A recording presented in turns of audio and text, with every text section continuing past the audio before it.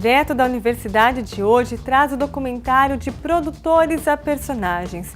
O vídeo aborda a trajetória profissional de 5 dos 20 jornalistas mortos no acidente com o avião da Chapecoense em novembro de 2016. Na época, o avião do time de futebol de Santa Catarina caiu na Colômbia depois de uma pane seca. A produção foi feita pelas alunas da PUC Campinas em 2017.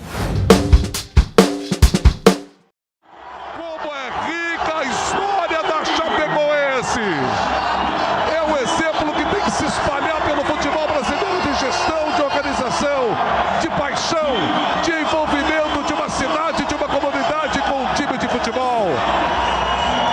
Um time que arrasta, que leva o nome da cidade para o mundo inteiro nesse momento através do futebol. Que história, Chape! Que história que você conta para o Brasil nesse momento, Chape!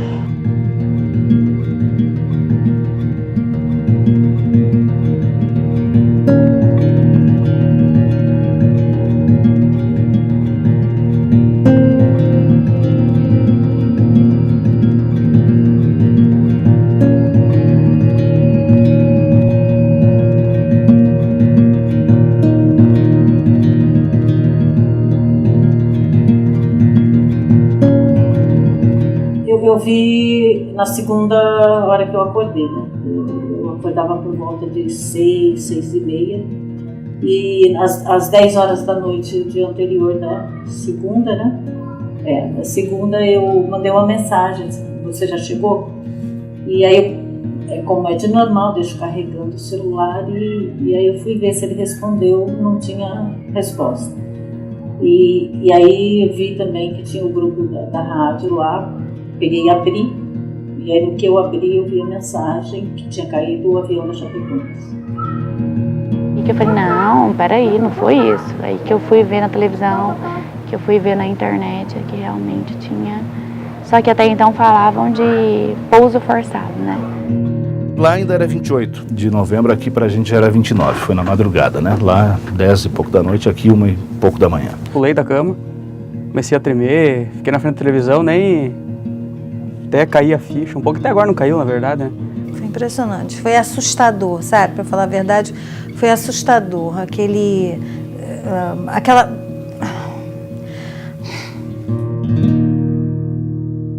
O Guilherme tinha dito para mim que ia para Colômbia. Ai, poxa, se a Chapecoense passar, eu quero muito cobrir. Ele ficou muito. É um jogo, pela primeira vez que aconteceu, um time não conhecido vai disputar o final sul-americano, etc. Um time pequeno e entrar para a história. E entrar para a história. Ele que pediu aos responsáveis, aos chefes dele, que fosse. Que fosse. Ele não foi mandado, foi escolhido. Eu quero ir. E foi porque ele estava fazendo um negócio, um amor gigantesco, entendeu? Aí tudo, ele focava naquilo, brigava por aquilo, corria atrás. E conseguia.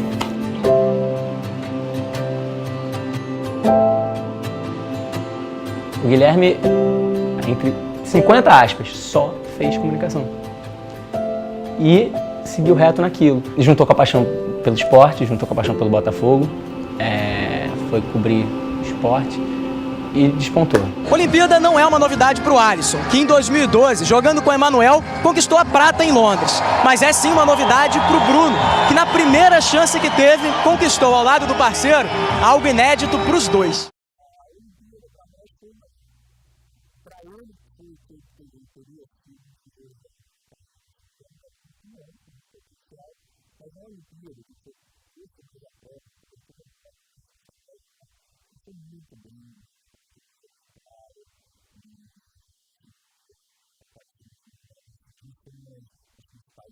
Então, assim, ele tinha agarrado a principal oportunidade que ele teve e tendo a melhor oportunidade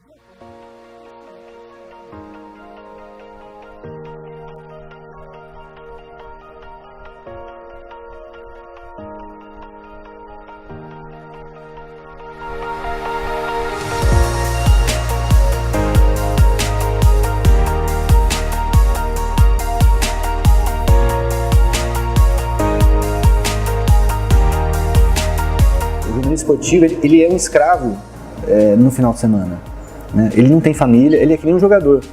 Você pede referência de tudo. Geralmente fazia muito jogo E jogo é quarta e domingo, né? Então, a maioria dos domingos ele trabalhava. A maioria dos... Não tinha feriado e final de semana, né? Assim, igual o certo, assim, igual todo mundo tem. Não era bem específico. Mas ele trabalhava muito final de semana. Além de você ter que trabalhar a semana inteira, se você tem um emprego, mas quem é que, o jornalista de economia ou de política, ele trabalha feito um doido, né, a semana inteira, mas ele folga o sábado e domingo, né? E o jornalista esportivo não tem essa desculpa, né?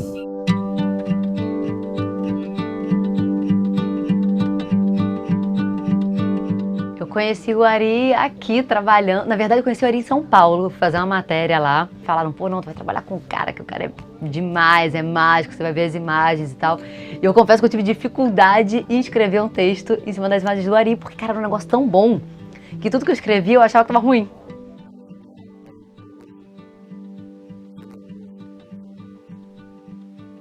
Ele gostava de correr, ele vivia querendo marcar pra gente fazer aula pra escalar. Ele adorava isso. Ele não gostava muito de paraquedas, asa delta, essas coisas do ar, e nem da água, nem mergulho. Mas o resto ele gostava muito.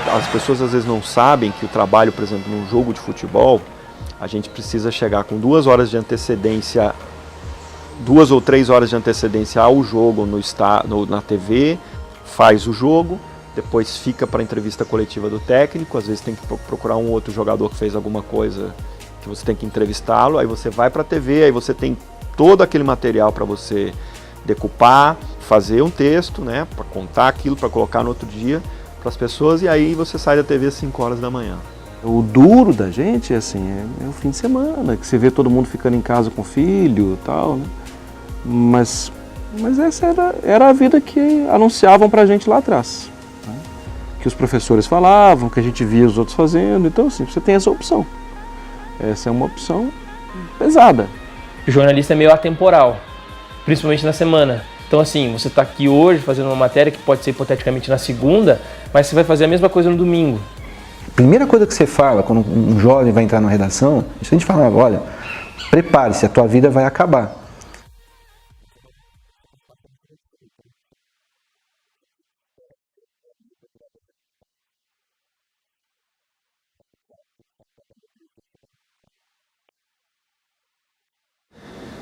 Que é o nosso dia a dia, entendeu?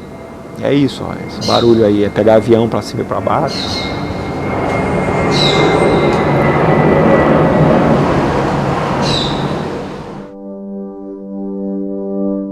O Deva era um cara sensacional, um cara muito perfeccionista, um cara muito inovador, acho que e sonhador, acho que essas são as principais características dele. Ele foi um visionário, assim, de enxergar algumas coisas muito antes dos outros.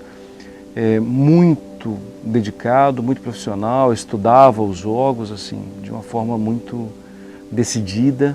Mais de 15 títulos internacionais, 6 deles pela Libertadores da América, e o Boca próximo de bater um recorde, de igualar a marca do seu grande rival aqui do futebol argentino. Ele foi fundamental para a minha escolha, porque desde pequeno ele levava a gente no estádio, coloca o microfone, o fone aí, o microfone na mão, faz uma pose, e aí sempre me incentivou e ele sempre falou, não, você leva jeito, eu te ajudo, fica aqui em Rio Preto mesmo que vai valer mais que qualquer faculdade. Fica aqui que eu te ajudo. Ele viajava para o Rio de Janeiro, transmitia o jogo. Que o espírito de Condá esteja junto com você agora, Danilo. Olha o lançamento, a bola chegou, pintou o gol, Danilo, foi o Condá. Foi o espírito de Condá que salvou essa aí. E a gente se preocupava muito até porque ele saía 1h30, 2 da manhã, que ele queria aproveitar a vida até o último suspiro, né? Uma perda muito sem sentido, principalmente sabendo como é que se juntou, como é que foi feito tudo isso.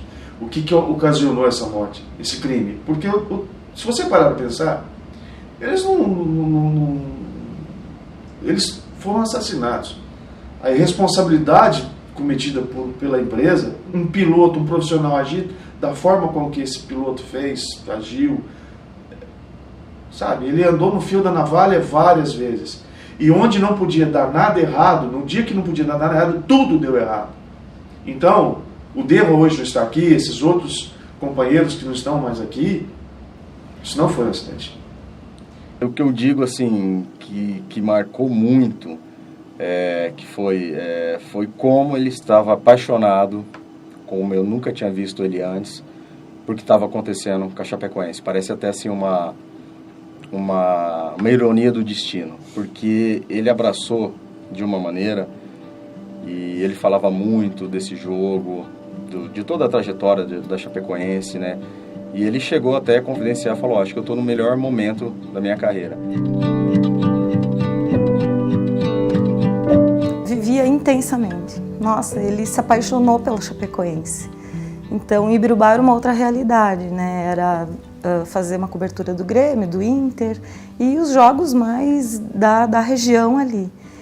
E aqui, quando logo ele se identificou muito com o clube e passou a viver isso mesmo. Então, ele teve muitas oportunidades também, porque ele conheceu o Brasil inteiro, né? Por conta de estar sempre acompanhando e viajando e contando a história da Chapecoense. Muito também do que ele era, principalmente enquanto narrador esportivo, vinha da intuição dele, sabe? Uma coisa muito de emoção mesmo. Então, algumas coisas que ele falava durante as narrações era uma coisa muito natural, sabe? Que vinha dele, assim, de uma forma muito espontânea. A bola não entrou, Danilo, a bola não entrou, é da Chapecoense, 48-50, ninguém tira esta vaga da Chape, Chapecoense. Existem duas realidades, existe o futebol profissional, né, que é da grande mídia, dos grandes veículos de comunicação, isso sempre foi assim, e existe uma grande maioria de profissionais que cobrem a mesma competição, mas não tem a estrutura que essas grandes emissoras têm. Só que num país do tamanho do Brasil, isso fica invisível. Normalmente viajam num veículo só, né? São 3, 4 emissoras, então viajam 2 profissionais cada emissora e então viajam tudo numa mesma van. E a gente sempre tinha essa preocupação porque são muitos acidentes nas estradas, né? A todo momento a gente vê aí acidentes fatais nas estradas, então a gente sempre tinha essa preocupação. Quando eles saíam, quando retornavam, quis o destino, infelizmente, que eles viessem a falecer justamente num acidente de avião, que é pouco provável de acontecer, né? Os que foram resgatados, né, são 6 e os outros todos mortos. Nós tão simples sentar aqui, falar, né, e levar a informação. E foi isso que foi feito naquele momento, mas com toda, né, atenção, mas não pensando assim. E a gente também não estava esperando o pior. 7h27, então a informação que vem agora é General Azevedo, né? Pelo que eu pude colocar, o General Azevedo da Colômbia informa então 6 pessoas que foram socorridas com vida, uma morreu a caminho do hospital e 76 mortos no acidente envolvendo o avião da Associação Chapecoense de Futebol, agora nessa madrugada aqui. Nessa cobertura, né, que estamos fazendo desde as 2, 3 horas da madrugada. Era um jogo decisivo, era uma final da Copa Sul-Americana, então, e não foram convidados pela diretoria, eles foram oportunizados, tanto que cada um pagou a sua passagem, não foi a Chapecoense que estava pagando, mesmo locado a aeronave, mas rateado, cada um pagou a sua despesa. Eles não estavam preparados para o salto que o futebol deu assim, em pouco tempo, né? Porque a Chapecoense se projetou muito rapidamente. O clube não se preparou para isso, né? Não se profissionalizou de uma forma para evitar esse tipo de coisa, para se fazer economia numa passagem aérea para transportar esses atletas. Me preparei para ligar para o Sandro, que era o presidente, porque eu sabia que ele ia brigar comigo, porque eu não estava indo, né? No mesmo voo. E aí eu fiz uma ligação para o Sandro, eu acho que era 1h da tarde, 1h e pouco, dizendo para ele que eu não ia, que eles estavam embarcando daí no Boa, né? Aquele avião que levou eles até Santa Cruz. E aí expliquei para ele, nós ficamos 5 minutos e meio no telefone. Eu acho que é a última ligação que o Sandro atendeu no Brasil, porque eu já ouvi o piloto dizendo que estava fechando a porta e tal. Ele fechou a porta e 24 horas depois eu estava lá. Cheguei num voo da FAB, né? O sentimento que eu tinha era de um pai buscando filhos, né? E a minha disposição era de cuidar daqueles que não viveram, né?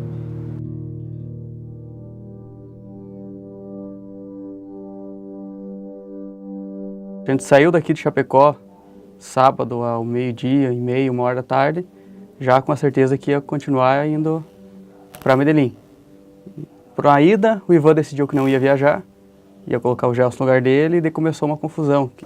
Chapecoense não liberava mais lugares e tudo mais, e foi se enrolando até depois do jogo contra o Palmeiras.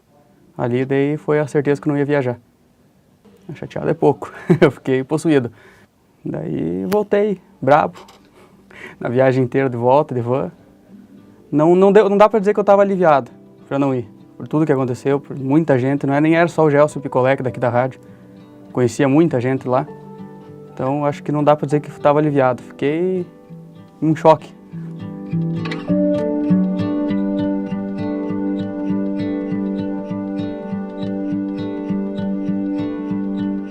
O Gelson eu conheci quando ele veio do Rio Grande do Sul. Nós trabalhamos juntos por um bom período. Ele veio do Rio Grande do Sul, um menino cheio de vontade de trabalhar.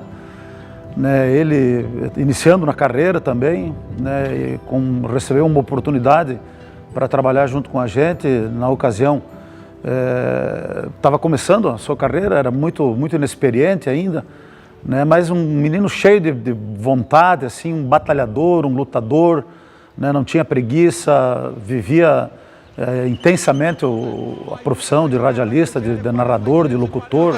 Pode ser a última chegada, a última estocada da Chapecoense. Lucas jogou para a boca da área, o André Luiz subiu, voltou para a net, atenção, vai bater! É gol do título! É gol do título! Era um rapaz muito dedicado, ele nunca deixou de fazer algo para uma transmissão dar certo. Ele acompanhou a Chapecoense desde a Série D ou sem série. Ele fez muito pela comunidade aqui, transmitindo futsal, transmitindo vôlei. Então ele era um apaixonado por narração e pelo jornalismo. Então a gente passou por várias situações assim de viajar muitas vezes com não sem dinheiro, né? Porque sem dinheiro você não viaja, mas com muito pouco, de poder fazer apenas um lanche, né? Para ficar 24 horas atrás da informação, da transmissão. No passado, eles pegavam, o jornalista não tinha dinheiro para ir fazer a empresa não tinha dinheiro para mandar o repórter para fazer uma cobertura em Santos, de São Paulo a Santos, Baixada Santista, dá meia hora para São Paulo. As empresas e o clube tinha que pegar e mandar dinheiro num envelopinho para São Paulo, para o jornal mandar, pagava o almoço, o transporte e o lanche. Dava uma verba boa, era equivalente à taxa que o juiz recebia para apitar um jogo. Indenizações, falava-se em 40 salários, multiplica o salário, né, de um jogador por 40, que era o valor a ser pago, e vê a cifra que vai dar. Agora pega o salário que está lá, né, do radialista, do jornalista, e multiplica por 40, e aí tu vai ver a diferença dos dois mundos. Nossa profissão não é uma profissão que entope ninguém de dinheiro. Se quer ficar rico, também procura outro troço, porque é muito importante se dizer isso. Agora, nada vai te dar mais prazer do que você poder observar algo e levar para 1 milhão de pessoas. O jornalista tem que deixar bem claro que a gente está ali para contar uma história. Eu acho que não cabe o papel eu não sei esse mundo do glamour, assim, não trataria assim. Eu acho que é um mundo normal, é lógico que ele é cercado de muito dinheiro, de muita fama e tal. Mas eu acho que o papel do jornalista é contar histórias e não se envolver no glamour. O mundo do futebol é um mundo que tem muito dinheiro, que tem muito esperto, entre aspas. Eu entendo que se tem um esperto, tem um bobo. Né? O esperto está fazendo aquele cara de bobo. Eu prefiro ser o bobo. Para ser honesto, para ser quem eu sou, e olho para o meu filho sem dever nada a ninguém. Ele não teve tempo de ficar triste, porque foi muito volume, que foi ótimo. Eu gosto disso, eu preciso disso. É uma bateria, uma carga. Aí, passando o tempo, vinha a missa de mês. Aí, no dia 28 de manhã, acharam que trabalhava na Capital Humano, lá da Globo. Seu Fernando, achei um cordão, não sei se é do Guilherme, me manda uma foto. Mandou uma foto, é do Guilherme, sim, eu vou aí pegar. Fui na Globo pegar, voltei para o escritório, meu irmão já tinha saído. Disse, meu Deus do céu, peguei, limpei o cordão todinho. Ele limpou o cordão. Escovei, porque estava sujo de terra, talvez. Antes da missa, eu fui conversar com o padre Alexandre. Falei assim, olha, padre, aconteceu isso, esse cordão chegou nas minhas mãos. Ele assim... Meu Deus, ele só falava assim, meu Deus. Chegou no dia da missa. De um mês. De um mês. Saudade é diária. Sinto muita falta. Tem uma coisa que eu guardo hoje ainda, é a passagem, ele em São Paulo, com a passagem Passou para mim, mandou no meu WhatsApp, mandou uma foto da passagem dele. E do passaporte. Isso aí que me deixou marcado e... Pelo amor de Deus. Viveu pouco, mas viveu intensamente também. Ele conheceu os lugares que ele queria conhecer, ele viveu as experiências que ele queria viver. Ele profissionalmente encontrou o caminho dele assim com muita verdade, sabe? Então, essa intensidade de vida eu acho que a gente tem que tentar buscar. A gente sente muita falta dele mesmo, mas a gente está tentando levar daqui da melhor forma e tenho certeza que se a gente consegue encarar isso com um pouco de tranquilidade, é em função do que ele construiu aqui, dessa união que ele construiu dentro da nossa família. Então a gente está aí, tá vendo que tem um monte de coisas para fazer ainda. Não é só o time que está se reconstruindo. Parece assim muito, olha, não, o time está se reconstruindo. As famílias estão se reconstruindo. Com ausências insubstituíveis. Um narrador tu coloca outro, um pai de família tu não coloca. Olha, eu aprendi com você, Gelson. Né? Então, a saudade é longa, a saudade é grande, cada dia que passa.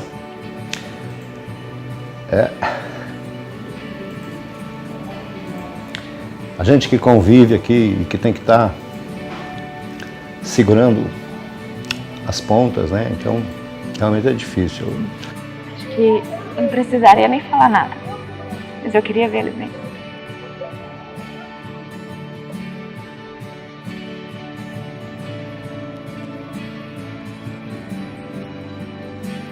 Você faz uma falta.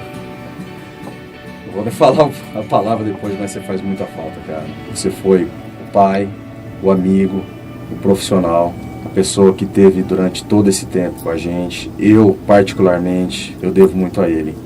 Então você faz falta pra caramba, cara. Você faz falta e a gente te ama. Eu te amo, dele. Eu diria que a gente está se esforçando muito para seguir em frente e que eu gostaria que ele estivesse muito bem. Não é fácil não ter ele aqui. Todo dia eu sinto a presença e a falta dele. obrigado por tudo que você me ensinou. E sempre vou tentar repassar isso para as outras pessoas com o máximo de felicidade, levando a vida, não apenas marcando os lados tristes, os lados felizes, e fazendo a vida divertida. Acho que quando acontece isso, acho que eu queria ter falado mais vezes pra ele, tipo, o quanto ele tinha me ajudado, o quanto ele tinha cuidado de mim em vários momentos, o quanto... Mas acho que ele sabia, eu acho que ele sabia, de algum jeito ele sabia. Falar que eu amo ele, eu te amo. Sinto muito sua falta. Então eu queria muito que tivesse visto o legado dele, né? A gente quer se reunir todo mundo, né? Nós 4 juntos de novo, porque é uma falta danada. Faz uma falta, é um buraco. É um buraco, é uma ferida que... E aí, o meu recado para ele é esse: me aguarde. Me aguarde. E continua me ouvindo, por favor, porque eu encho o saco dele, coitadinho. Eu converso muito, eu falo muito com ele.